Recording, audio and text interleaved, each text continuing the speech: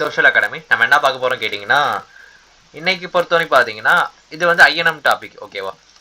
உங்களுக்கு தெரிஞ்சிருக்கலாம், இந்த லெசன் படிச்சிருப்பீங்க. ஸோ இதில் என்ன பார்க்க போறோம் கேட்டிங்கன்னா ஐஎன்எம். ஓகேவா? ஐஎன்எம்னா உங்களுக்கு தெரியும், பிரச்சனை இல்லை. இந்தியன் நேஷனல் மூவ்மெண்ட் சொல்லுவோம். ஓகேவா? ஒரு செகண்டுங்க, கலர் மட்டும் மாற்றிக்கிறேன். சரி, இப்போ பாருங்க, இதில் என்ன பார்க்க போறோம் கேட்டிங்கன்னா, இது வந்து பார்ட் 1 வீடியோ. ஓகேவா? ஓகே சார், இதில் எது வரையும் பார்க்க போகிறோன்னா 1857 வரைக்கும், அதுக்கு முன்னாடி உள்ள இன்சிடென்ட் வரையும் இந்த வீடியோவில் பார்த்துருவோம். அதாவது ஃபஸ்ட்டு இந்த பேட்டில் ஆஃப் பிளஸே சொல்லுவோம்ல, இந்த பேட்டில் ஆஃப் பிளஸேக்கு அப்புறம், பேட்டில் ஆஃப் பிளஸே இந்த வாருக்கு அப்புறம் 1857 வரைக்கும் என்னென்ன வந்து ரிவார்ட் நடந்துச்சு. ஓகேவா? கிளர்ச்சி என்னென்ன நடந்துச்சு, ப்ளசண்ட்டுக்கு யார் நடந்துச்சு, அதே போல் வந்து பழங்குடியினர் இப்போ ட்ரைப்ஸ் இருப்பாங்களா, அவங்களாம் எப்படி சண்டை போட்டாங்க, இந்த எல்லாமே இந்த வீடியோவில் பார்த்துடலாம். ஓகேவா? உங்கள் புக்கில் உள்ள கண்டென்ட் எல்லாமே சொல்லிடுறேன், ஃபுல்லாக பாருங்கள், அப்போ தான் உங்களுக்கு தெளிவாக புரியும். ஆல்ரெடி படிச்சிருந்தா ஓகே, ரிவைஸ் பண்ணிக்கோங்க. ஜஸ்ட் இப்போ தான் இந்த லெசன் ஃபஸ்ட் டைம் பார்க்க போகிறோம் அப்படின்னா கவனிச்சுக்கோங்க. ஓகேவா? பார்க்கலாமா? இங்கே பாருங்கள். சரிங்க, ஃபஸ்ட்டு எப்போயுமே பார்த்தா நமக்கு பெருசாக தெரியும், கஷ்டமாக ஃபீல் ஆகும். அதுக்கு முன்னாடி நம்ம கதை சொல்லிடுறேன். அந்த கதை கேட்டிங்கன்னா இங்கே புக்கு அந்த லைன் பார்க்குறப்போ ரொம்ப ஈஸியாக இருக்கும். சொல்லிடுறேன். இந்த 23 ஜூன் 1757, சரியா?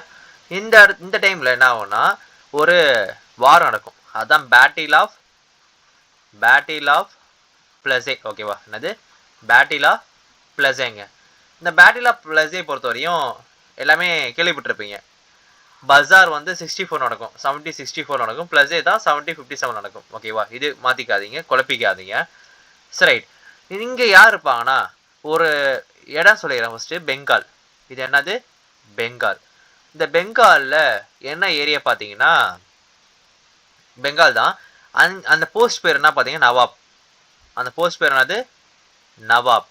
சரி சார், பெங்கால் நவாப். இது எப்படி வச்சுக்கலாமா? நவாப் ஆஃப் பெங்கால் வச்சுக்கலாமா? இது போஸ்டிங், கிங் போஸ்டிங் வச்சுக்கோங்க. இந்த நவாப் ஆஃப் பெங்கால் வந்து அந்த டைம் யார் வருவாங்கன்னா சிராஜுத்தௌலா வருவார். யார்? சிராஜுத்தௌலா. எல்லாருக்கும் தெரியுங்க, பவுல்னு நினைக்க வேணாம், இது ஒரு எல்லாமே படிச்சிருப்பீங்க. புதுசாக உள்ளவங்க தெரிஞ்சு வச்சுக்கோங்க. சிராஜுத்தௌலாங்கிறது ஒரு நபர், ஒரு மன்னர் வச்சுக்கோங்க, ஒரு நவாப். ஓகேவா? இந்த நவாப் என்ன பண்ணுவாருன்னா அந்த இடத்த ரூல் பண்ணிட்டு இருக்காங்க. ஓகேவா? அந்த டைமில் சிராஜுத்தௌலா வருவாங்க.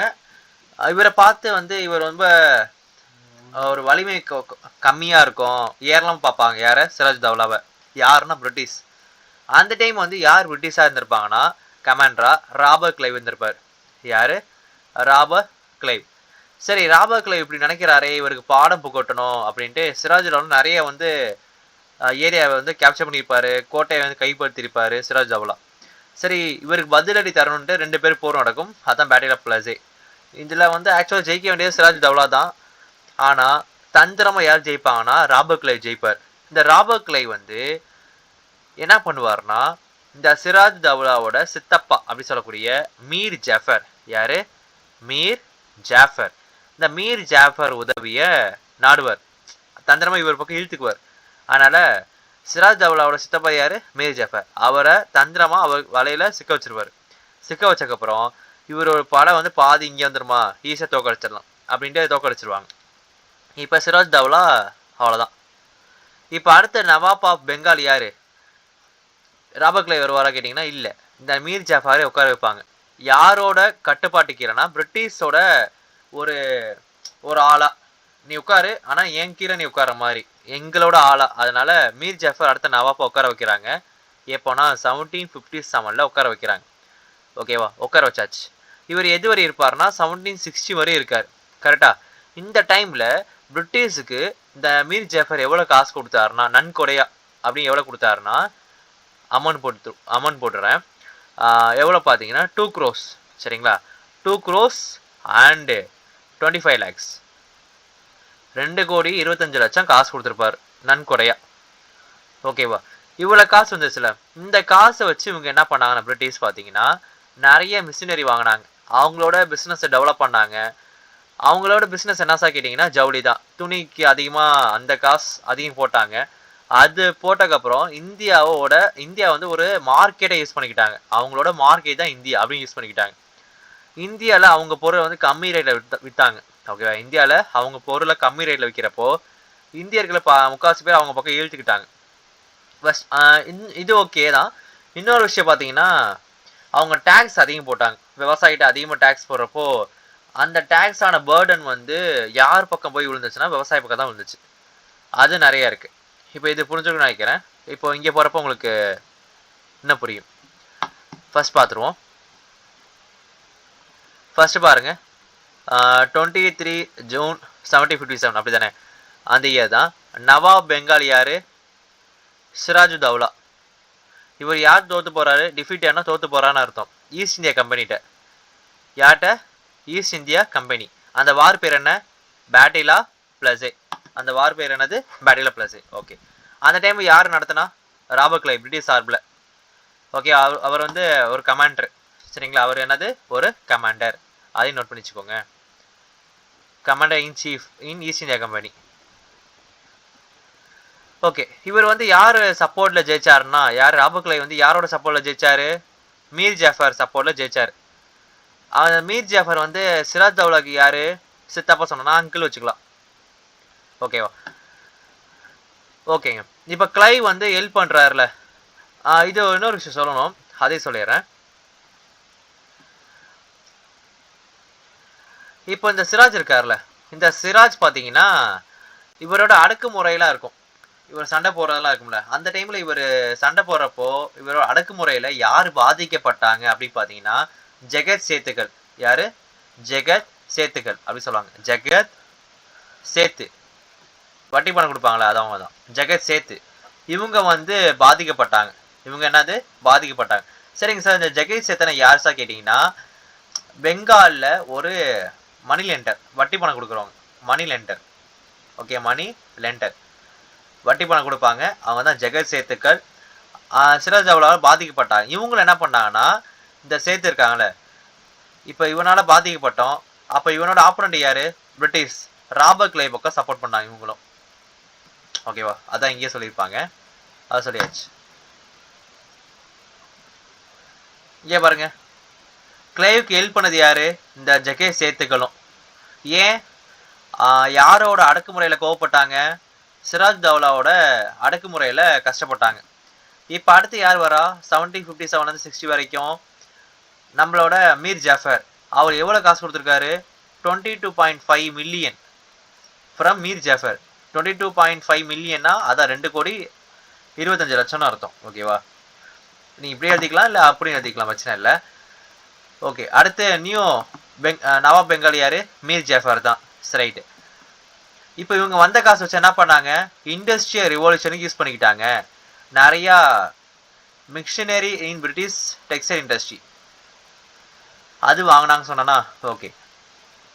அப்போ அவங்க focus to create the market for the products are manufacture in British. பிரிட்டிஷில் தயாரிக்கப்பட்ட ஒரு பொருளை விற்கிற சந்தையாக நிறையா இடத்த மாற்றினாங்க.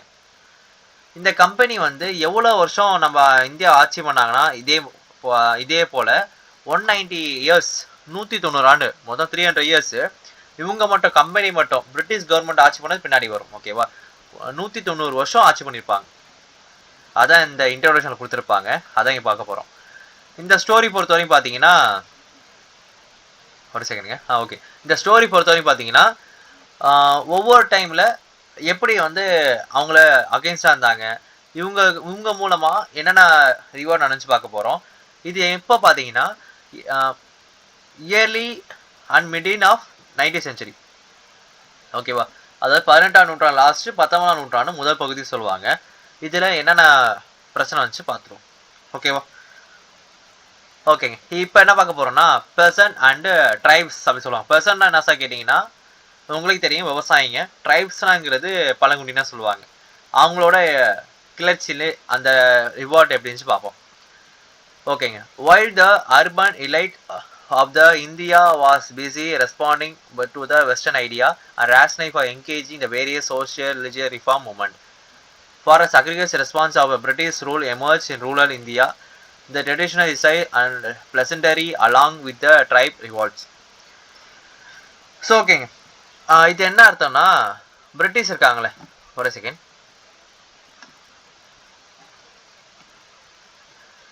இப்போ இது பிரிட்டிஷ் வச்சுக்கோங்க.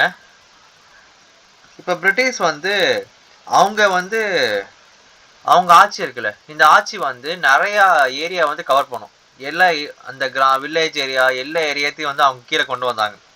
அதை கொண்டு வர மூலமா என்ன பண்ணாங்கன்னா, இவங்க கூட யார் யார் சப்போர்ட் பண்ணா, இவங்களை எதிர்க்க யார் யார் சப்போர்ட் பண்ணான்னு கேட்பாங்க.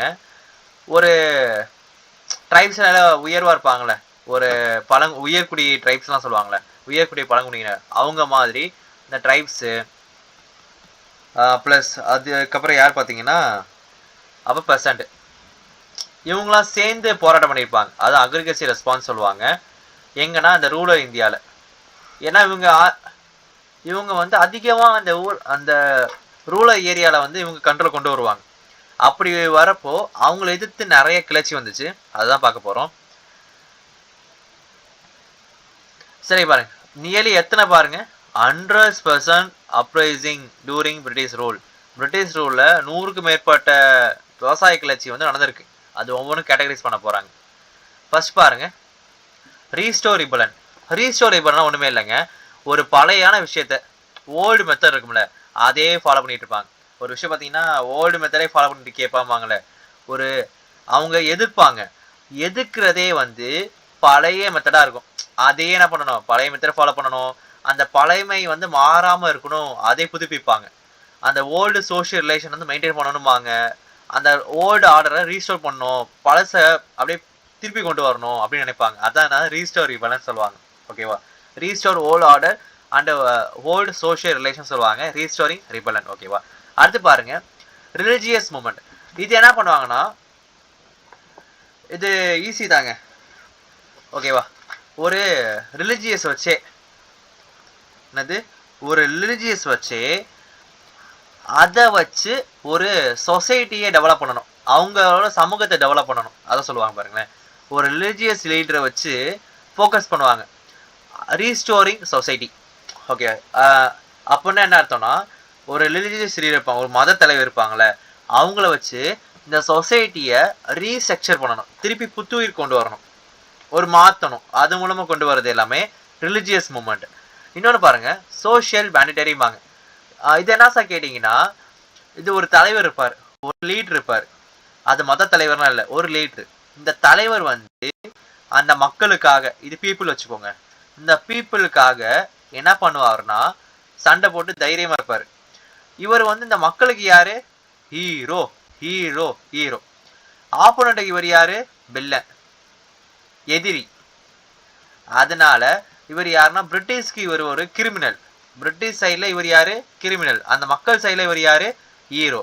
இப்படி வர்றது எல்லாமே சோஷியல் மேனிட்டரி. இங்க பாருங்க, லீடர் இருப்பாரு, அவரோட மூமெண்ட் எல்லாமே பிரிட்டிஷ் என்ன நினைப்பாங்க, கிரிமினல் நினைப்பாங்க. ஆனா அவங்க மக்களுக்கு இவர் ஹீரோ. இதான் சோஷியல் மேனிட்டரி. அடுத்து பாருங்க, நாளடை பார்த்தீங்கன்னா இது ரொம்ப ஈஸி. இது வந்து மக்கள் வந்து கிளர்ச்சி பண்றது, அவங்களா சேர்ந்து பண்றது. இந்த இடத்துல தலைவர் இருக்க மாட்டாரு, தலைவரே இல்லாம சண்டை போட்டா முடியுமா, முடியாதுல்ல.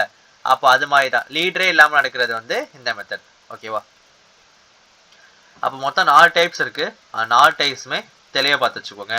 ஃபர்ஸ்ட் என்ன பார்த்தோம், பழசை வந்து என்ன பண்ணணும், ஒரு விஷயம் பழசு இருக்கும், அதே விஷயத்த நம்ம என்ன பண்ணணும், பழமையான முறையை ஃபாலோ பண்ணணும். இல்லைங்க, இன்னொன்று என்னென்ன பார்த்தீங்கன்னா, பழமையான சமூகம் இருக்குல்ல, அந்த ஓல்டு சோஷியல் இருக்கும்ல, அதோட ரிலேஷன் வந்து மெயின்டைன் பண்ணணும், அந்த ரிலேஷன் வந்து பாதுகாக்கணும், மெயின்டைன் பண்ண சொல்லுவாங்க. அது வந்து ஃபர்ஸ்ட் டைப். செகண்ட் டைப், ஒரு மத தலைவர் இல்லை ஒரு சமய தலைவர் இவரை வச்சு, ஒரு ரிலிஜியஸ் லீடரை வச்சு ஒரு சமூகத்தை இல்லை ஒரு சொசைட்டியை ரீஸ்ட்ரக்சர் பண்ண முடிஞ்சா அது செகண்ட் டைப். மூணாம் டைப்பு, ஒரு தலைவர் மக்களுக்காக ஹீரோவா சண்டை போடுவார், ஆப்போனண்ட்டுக்கு ஒரு கிரிமினலாக இருப்பார், அது மூணாம் டைப். நாலாவது என்னன்னா, தலைவரே இல்லாமல் சண்டை போடுறது நாலாம் டைப். ஓகேவா, அவ்வளோதாங்க. அடுத்து பாருங்க, சேஞ்ச் ரெவன்யூ சிஸ்டம். இப்போ ரெவன்யூ சிஸ்டம் மாறுது. இப்போ பிரிட்டிஷ் வர டைமில் ஆட்சி பண்ணது யார் கேட்பாங்க. ஓகேவா, இப்போ 14th century பார்த்தீங்கன்னா உங்களுக்கு தெரியும், 1493ல் போர்ச்சுகீஸ் வந்தாங்க பார்த்துருப்போம். இந்த டைமில் யார் வந்திருப்பா, பாபர் இந்த டைம் தான் வந்திருப்பார். ஓகே, பாபர் இந்த டைம் தான் இந்தியாவுக்குள்ளே வந்திருப்பார். இவங்க வந்து சவுத்தில் வந்திருப்பாங்க, இவங்க நார்த்தில் வந்திருப்பாங்க. அப்போது பாபர்னா யார், அவர் ஒரு முகல்ஸ். இப்போ போர்ச்சுகீஸ் அடுத்து கடைசியாக ஃப்ரெஞ்செல்லாம் தோக்கடிச்சு கடைசியாக நின்னது யார் பார்த்தீங்கன்னா பிரிட்டிஷ். அப்ப பிரிட்டிஷ் இருக்கப்போ இங்க யார் இருந்திருப்பா? முகல்ஸ் தான் இருந்திருப்பாங்க. அப்ப முகல்ஸ் வந்து வலுவா இருந்தாங்களா கேட்டீங்கன்னா வலுவா இல்ல. ஏன் இல்லைன்னா அந்த டைம்ல வந்து ஸ்ட்ராங்கான ரூலர் எம்பரர்லாம் இல்ல, பேரரசா இருந்துச்சு, அதெல்லாம் இல்ல, ஒரு சாதாரண மன்னரா தான் இருந்தாங்க. அப்போ அந்த டைம் முகல்ஸ் இருந்தாங்கல்ல, அந்த டைம் இவங்க இருந்தாங்கன்னா ஜெயிக்க வாய்ப்பு இருந்திருக்கு. ஆனா கடைசி டைம்ல அந்த பெரிய பெரிய ஆள்லாம் என்ன பண்ணாங்கன்னா இல்லாத டைம்ல இவங்களோட செல்வாக்கு பலம் எல்லாமே அதிகமாயிருச்சு. இப்ப கடைசி ஆட்சி பண்ணது யார்? கிங் பார்த்தோம், முகல்ஸ். இந்த முகலோட ரெவன்யூ சிஸ்டம் இருக்கும்ல, வருவாய் வாங்குறது, இந்த ரெவன்யூ சிஸ்டம் வந்து ஒரு மாதிரி இருக்கும், வித்தியாசமா இருக்க வச்சுக்கோங்களேன். இந்த ரெவன்யூ சிஸ்டம் வந்து ஓரளவு ரொம்ப சுமையெல்லாம் இருக்காது. இந்த சிஸ்டம் வந்து மாத்தி பிரிட்டிஷ் வந்து ஒரு சிஸ்டம் கொண்டு வராங்க அவங்க சைட்ல. அப்படி வரப்போ இந்தோட சுமை, அந்த வரியோட சுமை வந்து யார் சைடு போய் விழுதுன்னா பிரிட்டிஷ் வந்து அவங்க தான் பண்றாங்க. யார் தலையில போய் விடியுதுன்னா விவசாயிங்க தான் கடைசியா. சரி, அதையும் பார்த்துருவோம். இங்க பாருங்க. ஓகே, ஈஸ்ட் இந்தியா கம்பெனி என்ன பண்றாங்க? ரீஸ்ட்ரக்சர் அப்படி சொல்லுவாங்க. அப்போ என்னன்னா முகலோட ரெவன்யூ வந்து திருப்பி மாற்றி அமைக்கிறாங்க. அதான் முகல்ஸ் ரெவன்யூ சிஸ்டமை வந்து ரீஸ்ட்ரக்சர் பண்றாங்க. இது மூலமா யாருக்கு இன்க்ரீஸ் ஆகுதுன்னா ஃபினான்ஷியல் பர்டன் வந்து பெர்சன்ட்டுக்கு தான், விவசாயம் மேல அதிகமா வந்து வரி சும்மா சொல்லுவாங்க, அது போய் அவங்க தலையில தான் போய் விழுது.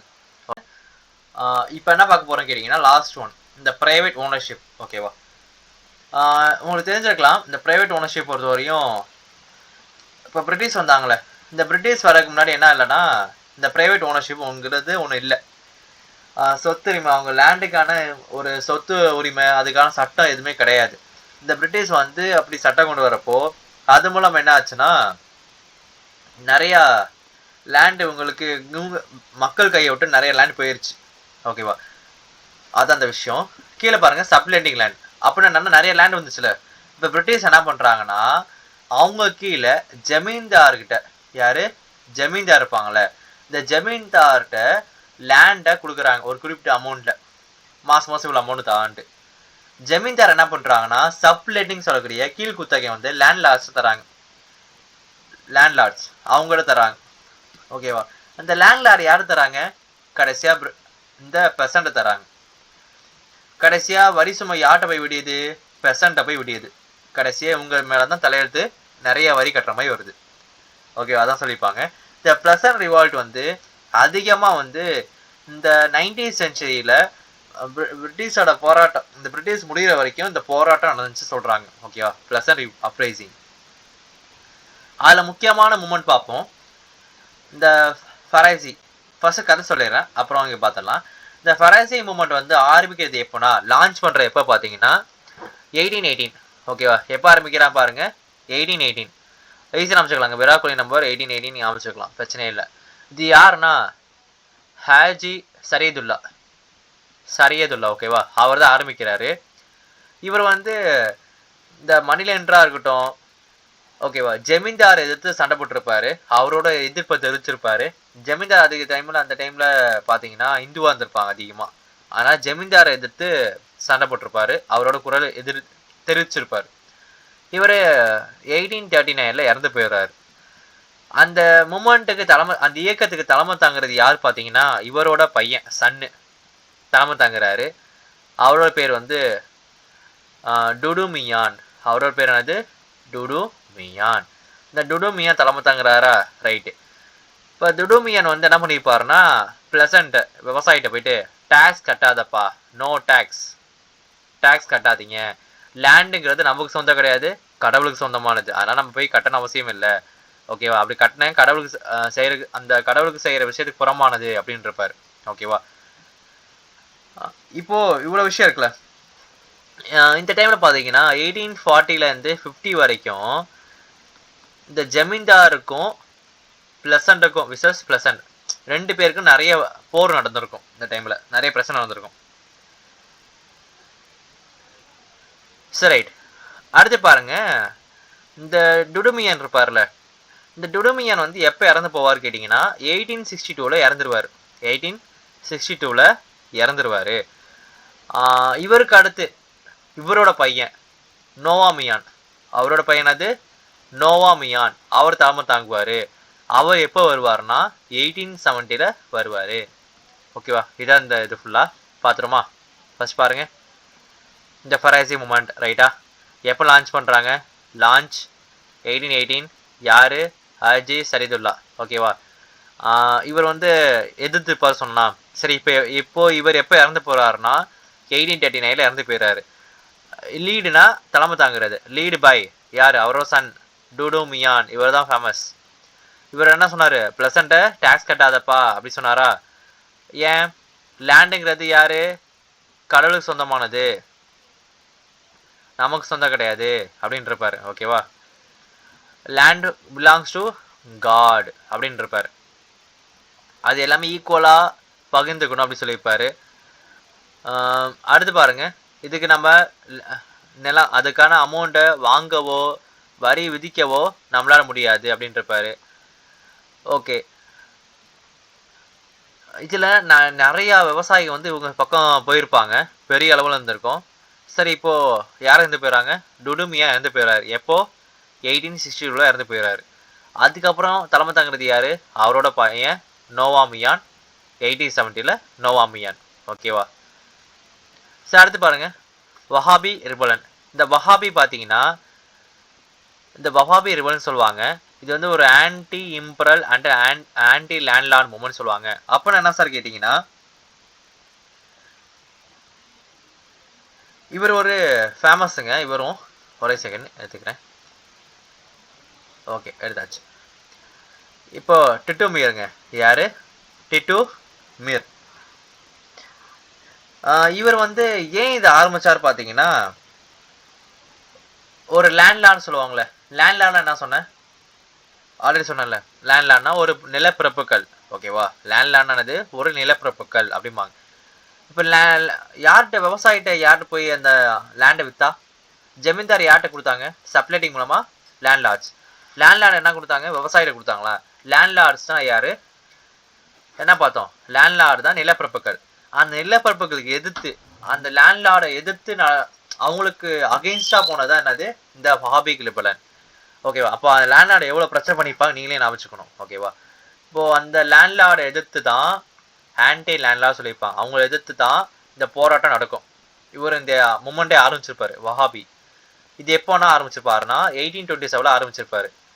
அது மட்டும் இல்லாமல் இன்னொரு விஷயம் வந்து பாரசட் ரிலிஜியன் இன் பெங்கால். இது எங்கே ஆரம்பிச்சான்னு கேட்பாங்க. பாரசட் பகுதி. ஓகேவா, எங்கே ஆரம்பிக்கிறாங்க? பாராசட். எங்கே? பாராசட். பார்த்து வச்சுக்கோங்க. இந்த வஹாபி பாருங்க, இன்னொன்று பார்த்தோம்ல ஃபராசி மூமெண்ட். இது எங்கே கேட்பாங்க? ஈஸ்டர்ன் பெங்கால். ஓகே, இது எங்கே? ஈஸ்டர்ன் பெங்கால். அதை நோட் பண்ணிச்சுக்கோங்க. ஓகேங்க, இவர் இஸ்லாமிக் ஒரு ஃபியூச்சர் டிட்டுமீர் சொல்லுவாங்க, ஒரு போதகர் சொல்லுவாங்க.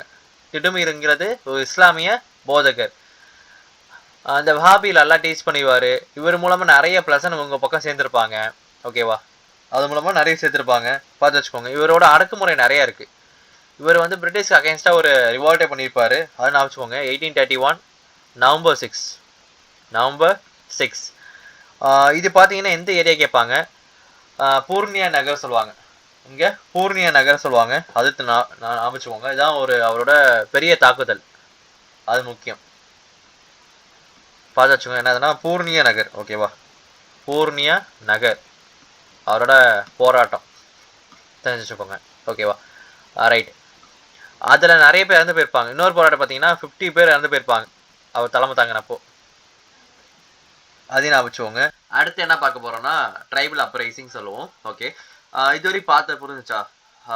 புரியல சார்னா ஒரு வேஸ்ட் பண்ணிக்கோங்க, புரிஞ்சுக்கும். ஓகேவா, பொறுமையாக சொல்லியிருக்கேன் நினைக்கிறேன். இப்போது ட்ரைபல் அப்ரைசிங் பார்த்துருவோம். இது ஈஸியாக தான் சார் இருக்கும். இதில் அவங்க புக்கில் கொடுத்தது 3 தான் இருக்குது, நிறையவே இருக்குது. இந்த 3 நம்ம தெளிவாக பார்த்துருவோம். சரிங்களா, இப்போ பிரிட்டிஷ் என்ன பண்ணுறாங்கன்னா, இப்போ விவசாயிட்ட அதிகமாக என்ன பண்ணுறாங்க? வரி வாங்குறாங்க பார்த்தோமா? கரெக்டா? சரி, ரைட். இப்போ அடுத்து என்ன பண்ணுறாங்கன்னா, இந்த ட்ரைப்ஸ் இருக்க லேண்டில் அவங்க இருக்க ஃபாரஸ்ட் ஏரியா தானே, அதை வந்து நம்ம என்ன பண்ணிக்கணும்னா நம்ம பிஸ்னஸுக்காக நம்மளோட ட்ரேடுக்கு வர்த்தகத்துக்கு என்ன பண்ணோம்னா பயன்படுத்திக்கணும்ன்ட்டு அவங்களுக்கு ஒரு அதிகாரம் கிடைக்கிது. ஓகேவா, அவங்களுக்கு அந்த லேண்டுக்கான ஃபாரஸ்ட் ஏரியாவில் போய் அந்த பண்ணிக்கலாம் அப்படின்ட்டு அந்த அதிகாரம் கிடைக்கிது. அந்த அதிகாரத்து பேர்ல அவங்க என்ன பண்றாங்கன்னா அந்த இடத்த வந்து இவங்க வச்சுக்கிறாங்க. அந்த வைக்கிறதுக்கு என்ன பண்றாங்கன்னா இவங்க யூஸ் பண்ணிக்கிட்டது யாருன்னா ஒரு ஆளு. அந்த யார் ஆள்னா அந்த ட்ரைப்ஸ் இல்லாத ஒரு நபரை உள்ள அமுச்சு விட்டு அவங்கள வெளியே அனுப்புறதா இவங்களோட வேலையா இருந்துச்சு. இப்ப பிரிட்டிஷ் என்ன பண்றாங்கன்னா அவங்க ஒரு ஆள் எடிட் பண்றாங்க. அந்த அந்த ஆள் யாரா இருக்கலாம், ஒரு ஜமீன்தாரா இருக்கலாம், இல்லை ஒரு மணி லெண்டரா இருக்கலாம். ஓகேவா?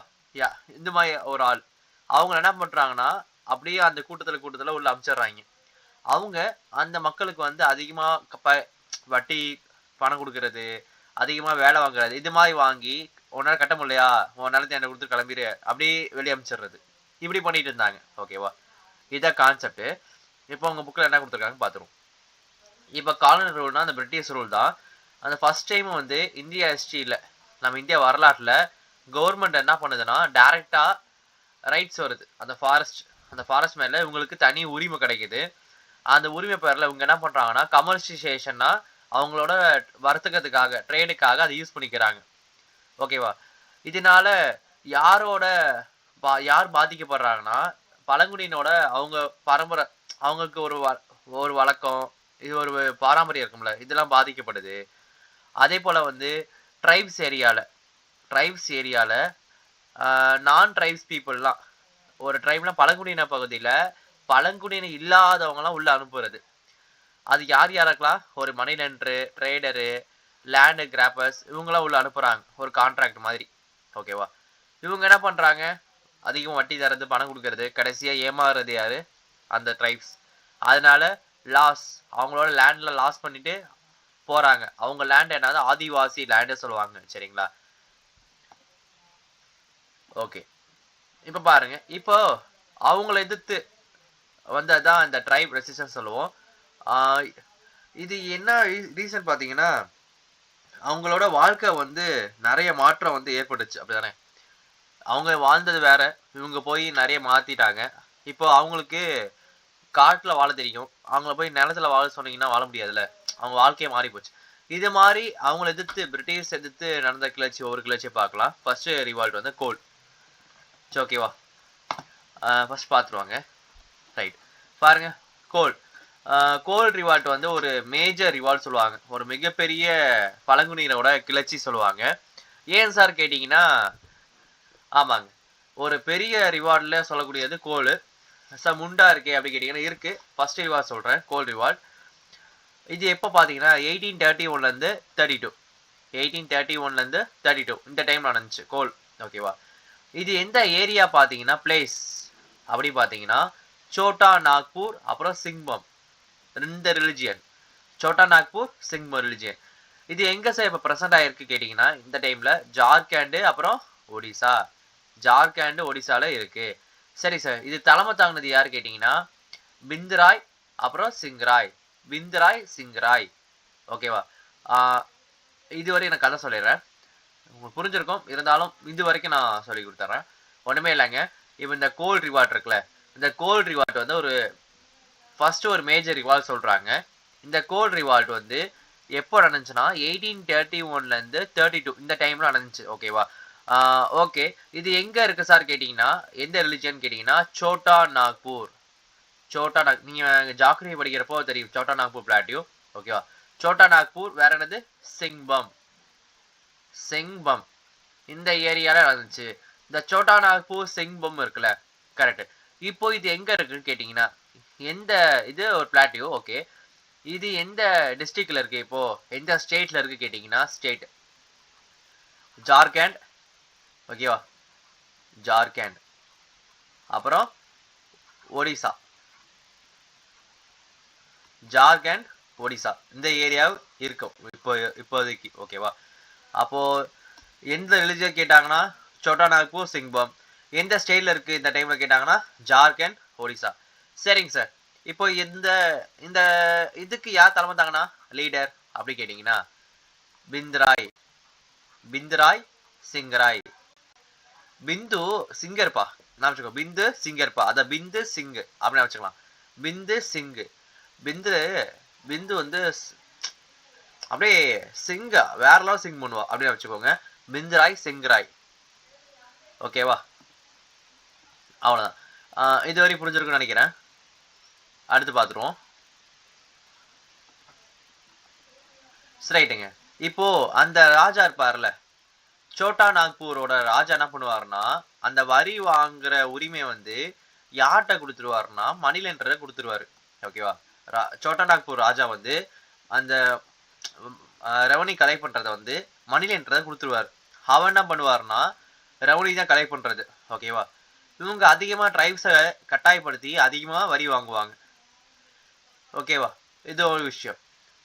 நான் இன்னொரு விஷயம் பார்த்தீங்கன்னா தெரிஞ்சு வச்சுக்கணும். நம்ம அதிகமாக என்ன பண்ணாங்கன்னா அந்த பகுதியில் கட்டாயப்படுத்தி அவங்கள வெளியே எடுத்துட்டாங்க. அவங்கள இனிஷியலி ப்ரொட்டஸ்ட் அவங்க இருக்கும், அவங்க கட்டாயப்படுத்தி என்ன பண்ணுறாங்கன்னா வெளியே அனுப்புகிறாங்க. ஓகேவா? அப்படி வெளியே அனுப்புகிறப்போ அவங்க என்ன இருக்கும், அவங்களுக்கு கோவம் இருக்கும்ல, அந்த கோல் இனத்த மக்களுக்கு நிறைய கோவம் இவங்க மேலே. அதனால அவங்களோட ஸ்டார்டிங் ஸ்டேஜில் அவங்களோட ப்ரொடெக்ஷனுங்கிறது அவங்களோட எதிர்ப்பு எப்படி இருந்துச்சு பார்ப்போம். இனிஷியல் ப்ரொடெக்ஷனா அவங்களோட ஆரம்ப காலத்தில் எதிர்ப்பு எப்படி இருந்துச்சு பார்க்கலாம். அவங்க ஆரம்ப காலத்தில் பார்த்தீங்கன்னா ஒன்றுமே இல்லைங்க, இந்த பிளண்டரு ஹர்ஷனு இது மாதிரி அட்டாக் பண்ணாங்க. வெளியாக்கள் மீது என்ன பண்ணாங்கன்னா ஒரு அம்பு எய்கிறது. சரிங்களா? வெளியாக்கள் மீது என்ன பண்ணுறாங்க, அம்பு எய்கிறது, இந்த மோளம் கட்டிட்டு போகிறது, அப்புறம் வந்து இது மாதிரி தான் மோளம் கட்டிட்டு போகிறது, அப்புறம் அம்பு எய்கிறது, இது மாதிரி பண்ணிட்டு இருந்தாங்க ஆரம்ப காலத்தில். நிறைய மர்ச்சன்ட்னு சொல்லமுல, மர்ச்சன்ட் உங்களுக்கு தெரியுமில்ல, வட்டி பணம் கொடுக்குறவங்க தான். மணி லெண்டருங்கிறது கடன் தருவாங்க. ரெண்டுமே ஒன்று தான். மர்ச்சன்ட் வணிகர் சொல்லுவாங்க. மணி லெண்டருங்கிறது யாருன்னா வட்டி பணம் கொடுப்பாங்க. இது ஒரு ஸ்டோரி இருக்கு, வேணா படிச்சு பாருங்க. Killing money lender and merchant. ஓகேவா? ஓகே, இது பார்த்து வச்சுக்கோங்க. அவங்க அட்டாக் பண்றது யாரை கொலை பண்றாங்க, மணி லெண்டரையும் மர்ச்சன்ட்டையும் கொலை பண்றாங்க. ரைட்டு. அதான் மெசேஜ் சச்சஸ் பீட்டிங் ட்ரம்ஸ் தட்டுறது. ஓகேவா? ஏன் ட்ரம்ஸ் தட்டுறாங்கன்னா வெளியாக்களை வந்து வெளியே போங்க அப்படின்னு அவங்களுக்கு வார்னிங் தராங்க. Warning all out cider and leave. ஓகேவா? சரி, இதெல்லாம் பண்ணிட்டாங்க. நிறைய இப்படி பண்றாங்களே, யார் எதிர்த்து பண்றாங்க, மணி லெண்டர். இவங்க யாரோட ஆளா உள்ள வராங்க, பிரிட்டிஷ். அப்ப பிரிட்டிஷ் என்ன பண்றாங்கன்னா ஒரு சர்ப்ரைஸ் பண்றாங்க. சர்ப்ரைஸ் என்ன பண்றாங்க, அடக்குறாங்கன்னு அர்த்தம். அவங்களோட சர்ப்ரைஸ் மூலம் என்ன ஆகுதுன்னா அவங்கள அடக்கிடுறாங்க. சாந்தால் வந்து எங்க சார் இருக்கான்னு கேட்டீங்கன்னா, இங்க பாருங்க, சாந்தால் பொறுத்த வரையும் நம்ம இந்தியாவோட ஈஸ்டர்ன் சைடில் இருக்காங்க. ஈஸ்டர்ன் இந்தியாவில் இருக்கவங்க தான் யாரு, சாந்தால். இவங்கள என்ன பண்றாங்கன்னா ஃபோர்ஸ் பண்றாங்க. ஃபோர்ஸ் மூணா கட்டாயப்படுத்துறாங்க. கட்டாயப்படுத்தி என்ன பண்றாங்கன்னா அவங்களோட சொந்த நிலத்தை விட்டு, ஹோம் லேண்டை விட்டு வெளியே போ அப்படிங்கிறாங்க. யாருன்னா ஜமீன்ஸ்.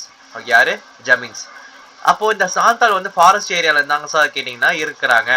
ஃபாரஸ்ட் ஏரியா தான் இருக்காங்க. எங்கன்னா அரௌண்ட் த ராஜ்மஹால் ஹில்ஸ், அந்த மலையை சுத்தி, ராஜ்மஹால் ஹில்ஸ் சுத்தி இருக்காங்க. ஓகேவா? சரி, இவங்க என்ன பண்றாங்கன்னா இப்படி போகாதவங்க லோக்கல் போலீஸ் மூலமா கட்டாயப்படுத்தி வெளியே அனுப்புறாங்க. இது எதுக்காகனா அந்த யூரோப்பியன் ஆஃபீஸ் என்ன பண்றாங்கன்னா நிறைய ரயில்வே கன்ஸ்ட்ரக்ஷனுக்காக அங்கேருந்து மரம் கட்டை எல்லாமே எடுக்கணும்ல, அதுக்காக தான் இவங்கள ரிமூவ் பண்றாங்க. அப்போ அவங்க கட்டாயப்படுத்தி அனுப்புறாங்களே, அந்த கட்டாயப்படுத்தி அவங்களோட ஹேபிடேட்னா அவங்க வாழ்ந்த இடம், வாழ்ற பகுதி, அவங்க வாழ்க்கை சொல்லணும்ல, ஹேபிடேட் வசிக்கிற இடம், அதுல இருந்து வெளியே அனுப்புறாங்க. அப்போ இவங்க சாந்தால் வந்து அதிகமாக கட்டாயப்படுத்தி அனுப்புறது யாரு, இந்த மணி லெண்டர். அப்போ அவங்க என்ன பண்றாங்கன்னா அவங்களுக்கு ஒரு கோவம் வருது. அப்போ அவங்கள எதிர்த்து இவங்கள எதிர்க்கணுமே அப்படின்ட்டு என்ன பண்றாங்கன்னா ஒரு அமைப்பு மாதிரி 2 பேர் வருவாங்க. அவங்க வந்து எதிர்ப்பு தெரிவிச்சு அதையும் பிரிட்டிஷ் என்ன பண்ணுவாங்க, அடக்கி கடைசி என்ன பண்ணுவாங்கன்னா இவங்கள என்ன பண்ணிச்சுருவாங்க, சப்ரஸ் பண்ணிடுவாங்க. ஓகேவா? 1854 முக்கியங்க. 1854 யார் யார் கேட்பாங்க பார்த்து வச்சுக்கோங்க. the person named the Bir Singh was reported different places. ஓகேவா?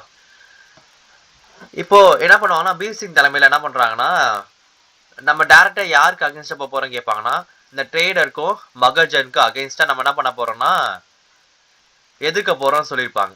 இது ஃபர்ஸ்ட் பாயிண்ட். 1854 யார் அகேன்ஸ்டா போறாங்க, இந்த மகஜான் ட்ரேடர். இது ஒரு விஷயம். அடுத்து 1855 2 பேர் வருவாங்க.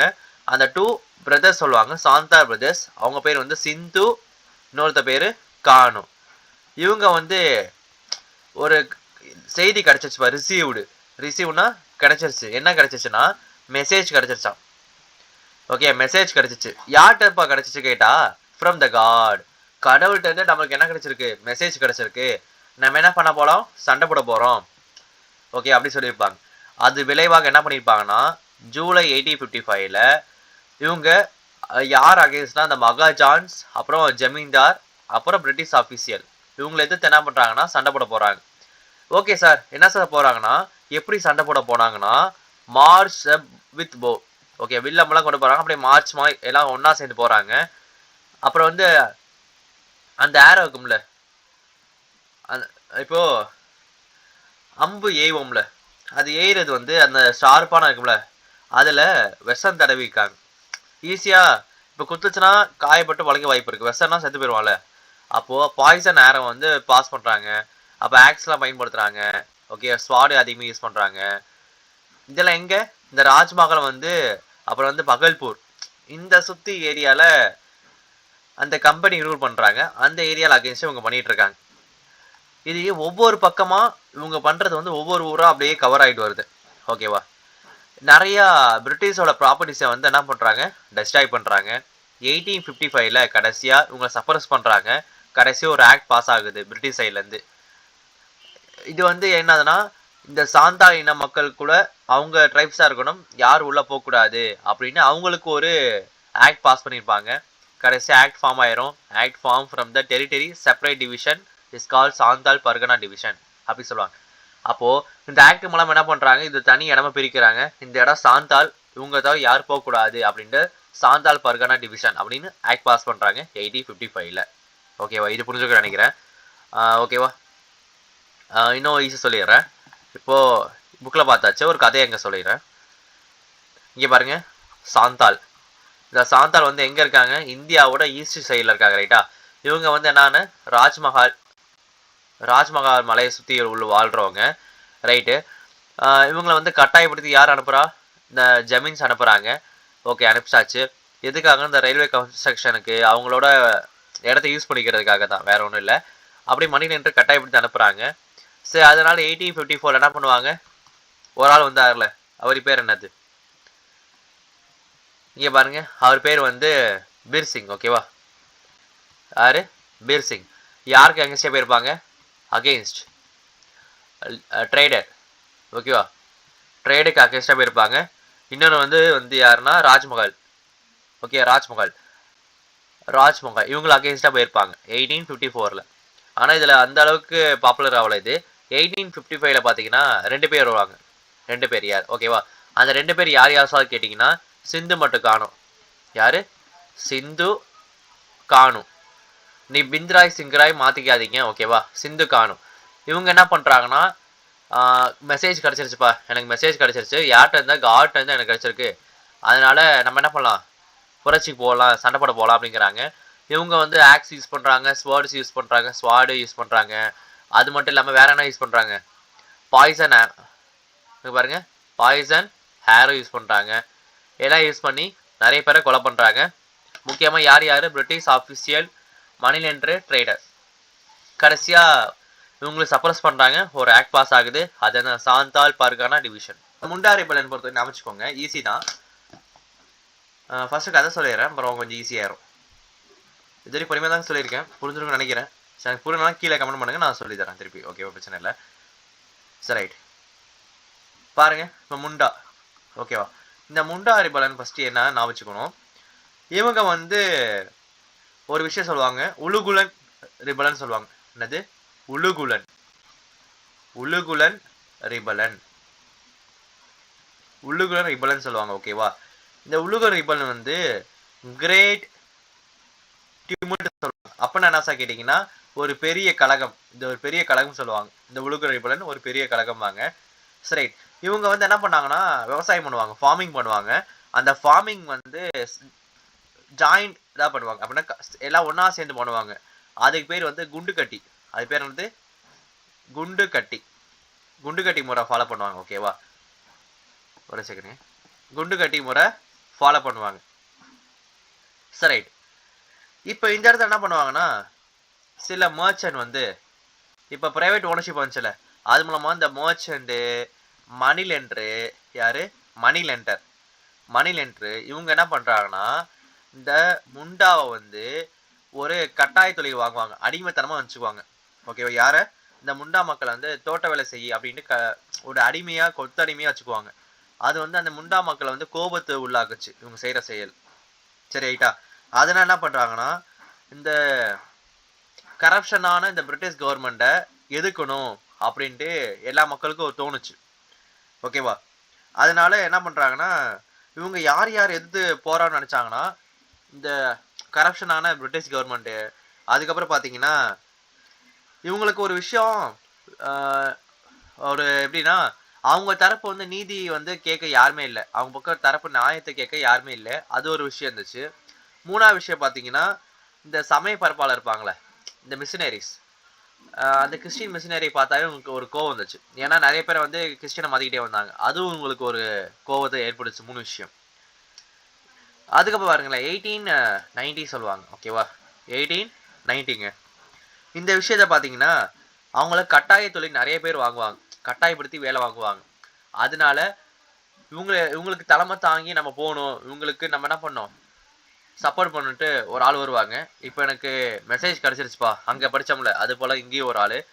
இங்க யார் வருவாருன்னா, பிஷா முண்டா. பிஷா முண்டா அவர் வருவாரு. அவர் என்ன பண்ணுவாருன்னா, அவர் சொல்லுவாரு, கடவுளோட செய்தி எனக்கு என்ன கிடைச்சிருச்சு? செய்தி கிடைச்சிருச்சு. அவரு கடவுள் தூதரா கூட வச்சுக்குவாரு அப்படின்ட்டு. செய்தி கிடைச்சிருச்சு. நம்ம என்ன பண்ண போறோம்? இந்த இந்த கவர்மெண்ட் எதிர்த்து நம்ம சண்டை போட போறோம் அப்படின்னு சொல்லியிருப்பாரு. அதனால ஒரு நைட்டு ஃபுல்லா என்ன பண்ணுவாங்கன்னா, ஒரு பிளான் பண்ணி கடைசியா இறங்குவாங்க. இறங்குறப்போ யார் யாரை வந்து அட்டாக் பண்ணா தெரிஞ்சு வச்சுக்கணும். இங்க பொறுத்தவரைக்கும் பாருங்க, இது எப்போ அட்டாக் பண்ணாங்கன்னா 1899ல. ஓகேவா? எப்போ? 1899ல அட்டாக் பண்றாங்க. அந்த டைம் வந்து கிறிஸ்மஸ் தினம். அப்போ டிசம்பர் 25 வச்சுக்கோங்க. கிறிஸ்மஸ் டே அன்னைக்கு அட்டாக் பண்றாங்க. யார் யார் அட்டாக் பண்ணாங்கன்னு பார்த்து வச்சுக்கணும். இந்த கிறிஸ்துவருக்கு ஒரு குழுலாம் இருக்கும்ல, ஒரு கமிட்டிலாம் இருப்பாங்க. அவங்கள, இந்த மிஷினரிய, யார் யாரெல்லாம் இந்துல இருந்து கிறிஸ்டியனா மாறினாங்களோ அவங்கள எல்லாத்தையும் அட்டாக் பண்றாங்க. அட்டாக் பண்ணி ஒரு பெரிய அளவில் அட்டாக் பண்றாங்க. கடைசியா பிப்ரவரி மாசத்துல, எப்போ? பிப்ரவரி 1900 அந்த மாசத்துல பிஷார முண்டாவை வந்து ஜெயில போட்டுடுறாங்க. அப்புறம் கடைசியா அவர் இறந்து போயிடுறாரு. சரி, கடைசியா இந்த பிசார முண்டால வந்து நாட்டுப்புற பாடல்லாம் சொல்லுவாங்கல்ல, இந்த அதெல்லாம் வந்து இவரை பார்க்கலாம் சொல்றாங்க. இன்னொரு விஷயம் பார்த்தீங்கன்னா, இவங்களுக்கும் கடைசியா இவங்க 1908ல இவங்களுக்கு ஒரு இவ்வளோ பண்ணிட்டாங்க, இவ்வளோ கஷ்டப்பட்டுருக்காங்க. இவங்க சைடுக்காக ஒரு ஆக்ட் பாஸ் ஆயிருக்கும். அதான் சோட்டா நாக்பூர் டென்டென்ட் ஆக்ட் சொல்லுவோம். ஓகேவா? அது ஆக்ட் பாஸ் ஆயிருக்கும். இவ்வளோதான். இப்போ வேகமாக சொன்ன மாதிரி இருக்கலாம். இங்கே பார்க்குறவங்களுக்கு புரியும். ஓகேவா? பாருங்க, இவங்க வந்து எங்க வாழ்ந்தாங்கன்னா, அக்கியோன்னா ராஞ்சியில. ஓகேவா? இவங்க வந்து என்ன ரிபலன்? உலுகு ரிபலன். அப்படின்னா கிரேட் டிமுல்ட் பார்த்தோமா? ஓகே. இவங்க வந்து கோஆபரேட்டிவ்னா ஒன்னா சேர்ந்து, இல்லைன்னா கலெக்டிவ் ஃபார்மிங். அது பேர் என்னது? குண்டு கட்டி இல்லை ஜாயிண்ட் ஹோல்டிங் அப்படி சொல்லுவாங்க. அவங்க லேண்டை வந்து ஒன்னா சேர்ந்து விவசாயம் பண்ணுவாங்கன்னு அர்த்தம். அப்போ பிரைவேட் ஓனர்ஷிப் வந்துச்சா? இந்த பிரைவேட் ஓனர்ஷிப் மூலமா யார் யார் உள்ள வந்தா? இந்த மர்ச்சண்டோ மணி லெண்டரோ, இங்க பாருங்க, மர்ச்சண்ட் மணி லெண்டர் இவங்களாம் உள்ள வராங்க. ஓகேவா? இந்த 1890ல என்ன பண்றாங்க? அந்த மக்களை வந்து கட்டாயப்படுத்துறாங்க. Force labour. ஓகேவா? அந்த லேண்ட்ல கொத்தடிமையை அவங்க யூஸ் பண்றாங்க, அந்த ட்ரைப்ஸை. சரி, இப்போ இதெல்லாம் பார்த்துட்டு எனக்கு வந்து ரிசீவ்ப்பா, இதெல்லாம் பார்த்துட்டு எனக்கு கடவுளோட செய்தி எனக்கு கிடைச்சிருச்சு அப்படின்ட்டு யார் வரா? பிஷா முண்டா டிக்ளேர் பண்றாரு, மெசேஜர் ஆஃப் காட் அப்படின்ட்டு. கடவுள்கிட்ட மெசேஜ் கிடைச்சிருந்துச்சுட்டு. இப்போ இதுக்கெல்லாம் என்ன பண்ணலாம்? இந்த பிரச்சனைக்கு வந்து இப்படிதான் பண்ணணும் அப்படின்ட்டு பிர்சா முண்டா வந்து கொண்டு வராங்க. இப்போ பிர்சா முண்டா வந்ததுக்கப்புறம் என்ன நடக்குது பார்ப்போம். இது எப்போ ஆரம்பிக்கிறாங்க பார்த்தீங்கன்னா, கிறிஸ்மஸ் டேல ஆரம்பிக்கிறாங்க. 1889ல 1889 நான் வச்சுக்கோங்க. நிறையா வயலன்ஸ் மெத்தட் தான். ஓகேவா? சண்டை தான் போடுறாங்க. இந்த பில்டிங்லாம் நிறைய எரிக்கிறாங்க. அப்புறம் வந்து ஏரோலாம் பாஸ் பண்ணுறாங்க. ஓகேவா? நிறையா கிறிஸ்டியன் மிஷினரி வந்து பிசார முண்டா வந்து கிறிஸ்டியனை மாற்றிருப்பாங்களே, யார் யாரெல்லாம் மாற்றிருக்காங்களோ அவங்க மேலேயே அட்டாக் பண்ணுறாங்க. அப்புறம் வந்து போலீஸ் ஸ்டேஷனை அட்டாக் பண்ணுறாங்க. கவர்மெண்ட் அஃபிஷியல் அட்டாக் பண்ணுறாங்க. ஓகே, கவர்மெண்ட் அஃபிஷியல் அட்டாக் பண்ணுறாங்க. ஓகே, இவ்வளோ அட்டாக் பண்ணியாச்சு. இன்னும் கொஞ்சம் ஃபியூ மந்த்தில் என்ன ஆகுதுன்னா, ஃபைனலாக பிர்சா முண்டாவை என்ன பண்ணுறாங்க? அரெஸ்ட் பண்ணுறாங்க. அரெஸ்ட் பண்ணி எப்போனா பிப்ரவரி 1900ல கடைசியாக ஜெயிலே இறந்து போயிடுறாரு. ஓகே, ஜெயிலே இறந்து போயிடுறாரு. இப்போ இந்த பிர்சா முண்டா வந்து எங்கே பார்க்கலாம்னா, இந்த ஃப்ளோக் ஹீரோ கிராமத்தில் வந்து கிராமப்புற பாட்டில் இவர் ஹீரோவாக பாடுவாங்க. இந்த ஃப்ளோக் சாங் பாருங்களேன். இவரை பற்றி நிறைய மெனி ஃப்ளோக் சாங்லாம் இருக்கான். ஓகேவா?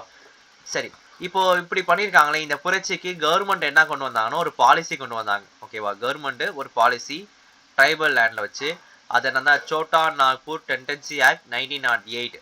அங்கே சாந்தால பர்கானா. ஓகேவா? சாந்தானா பர்கானா இங்கே பார்த்துக்கோ, சாந்தானா பர்கானா டிவிஷன் அங்கே. இங்கே சோட்டா நாக்பூர் டென்டன்சி ஆக்ட்ஸ் வந்து 1908. ஓகேவா? அப்படின்னா என்ன அர்த்தம்னா, இங்கே பாருங்க ஒரு செகண்ட், பெண்ணு மட்டும் எடுத்துக்கிறேன், எடுத்தாச்சு. இப்போ அப்படி என்னன்னா, இது ட்ரைபல் ஏரியாவா? இந்த ட்ரைபல் ஏரியா மட்டும் தான் இருக்கணும். நான் ட்ரைபல் வந்து உள்ள வரக்கூடாது. நான் ட்ரைபல் வந்து உள்ள வரக்கூடாதுன்னு ஆக்ட் பாஸ் பண்ணியிருப்பாங்க அந்த 1908. ஓகேவா? இது வரையும் பார்த்துருப்போம். ஸ்டார்டிங்லேருந்து அப் டு ட்ரைபல் வரையும் பார்த்தாச்சு. ஓகேவா? அடுத்த பார்ட் வீடியோவில் 1857 வந்து நம்ம ஃபுல்லாகவே பார்த்துருவோம். 1857 அதுக்கப்புறம் காங்கிரஸ் பண்ணது எல்லாமே பார்த்துருவோம். ஓகேவா?